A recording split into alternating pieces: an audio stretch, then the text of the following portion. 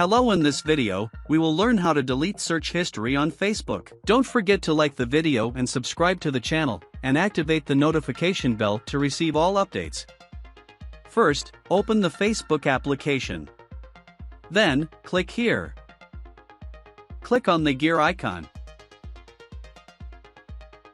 Accounts Center. Click on the Information and Permissions. Click on Search History. Select Keep Search For. The settings for clearing search history come with a default setting. If you want to delete your search history at a specific time, select the appropriate time for you to automatically delete all search history. I hope the video content has been helpful to you. Please support us by liking the video and following us to stay updated with our latest videos. Thank you, and see you in the next video.